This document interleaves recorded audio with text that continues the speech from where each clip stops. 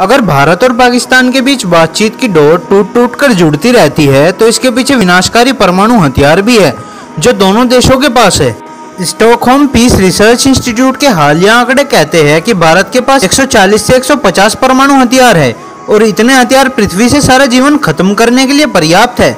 दुनिया की बड़ी परमाणु शक्तियों की कतार में भारत एक अलग ही तरह का देश है। नई दिल्ली ने न तो अंतर्राष्ट्रीय परमाणु अप्रसार संधि यानी कि NPT पर दस्तखत किए हैं और न ही उन 5 परमाणु शक्तियों में से एक है जिसे यह संधि मान्यता देती है। NPT का सदस्य न होते हुए भी भारत अंतर्राष्ट्रीय बाजार से परमाणु तकनीकी और सामग्री खरीद सकता है, वह भी कानून के दायरे में रहते हुए और किसी भी तरह के प्रतिबंधों और रुकावट की चिंता किए बगैर। वहीं उत्तर कोरिया, ईरान, इजराइल और पाकिस्तान जैसे गैर NPT परमाणु राष्ट्रों को भले ही संदेह की नजर से देखा जाता हो, लेकिन भारत के प्रति अंतर्राष्ट्रीय समुदाय ने कभी किसी तरह की गहरी चिंता नहीं जताई है।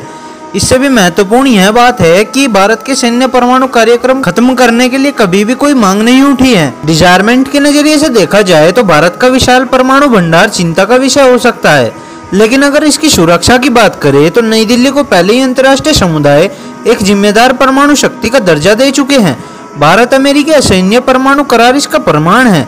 अब अंतर्राष्ट्रीय समुदाय भारत से परमाणु डिजार्मेंट की मांग करने के बजाय उसके सैन्य और असैन्य परमाणु कार्यक्रमों पर भरोसा करता है, उन्हें हमेशा ही स्वीकारता देता ही नजर आता है। इस मौन स्वीकार्यता का मुख्य कारण भारत की नो फर्स्ट यूज पॉलिसी है, जिसका ऐलान पहली बार 2003 में हुआ था।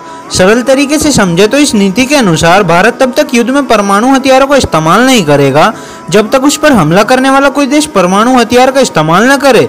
भारत में लोकतांत्रिक तरीकों से फैसले लेने की जो बेजोड़ परंपरा रही है, उसे इस नीति के साथ रखकर देखे तो इस बात की संभावना लगभग खत्म हो जाती है कि भारत अपनी परमाणु शक्तियों का कभी गैर जिम्मेदारी से भी इस्तेमाल कर सकता है। भारत ये दावा करता है कि वह अपनी परमाणु तकनीक को सिर्फ इसलिए विकसित कर रहा है ताकि उसके ऊपर कोई हमला करने के बारे में न सोचे।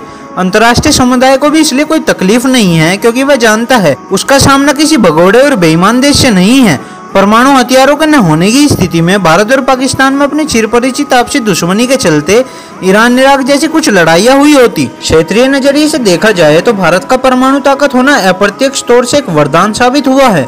1974 में जब भारत ने अपनी परमाणु शक्ति का सार्वजनिक प्रदर्शन किया तो पाकिस्तान ने भी उसका अनुसरण किया और दक्षिण एशिया में हथियारों की एक होड़ शुरू हो गई।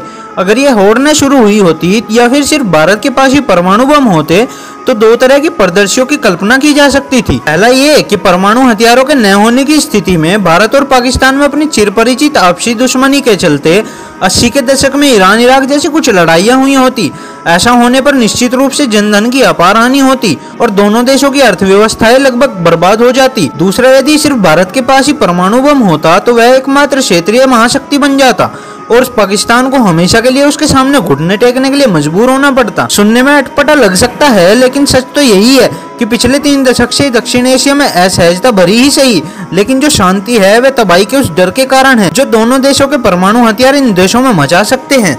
भले ही भारत और पाकिस्तान दोनों कई बार छोटी मोटी लड़ाइयों में उलझते रहे हैं, लेकिन उन्हें एक दूसरे के पास मौजूद महाविनाशकारी शक्तियों का अंदाजा है, जिसकी वजह से किसी बड़े सैन्य युद्ध की संभावनाएं न के बराबर हो गई है। तो अब तो आप समझ ही गए होंगे कि अगर दोनों देशों के पास परमाणु हथियार न होते तो क्या हो सकता था।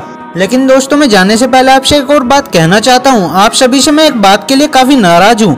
आप सभी चैनल को सपोर्ट नहीं कर रहे हैं और जो लोग मेरी वीडियोस को देखते हैं वो शेयर नहीं करते हैं, इसलिए मैं काफी ज्यादा डिमोटिवेट हो जाता हूँ। इसलिए आज का ये वीडियो एक दिन लेट है। आप सभी से मेरी रिक्वेस्ट है कि जल्दी से 1K कंप्लीट करा दीजिए ताकि मैं और भी अच्छी वीडियो ला सकूं।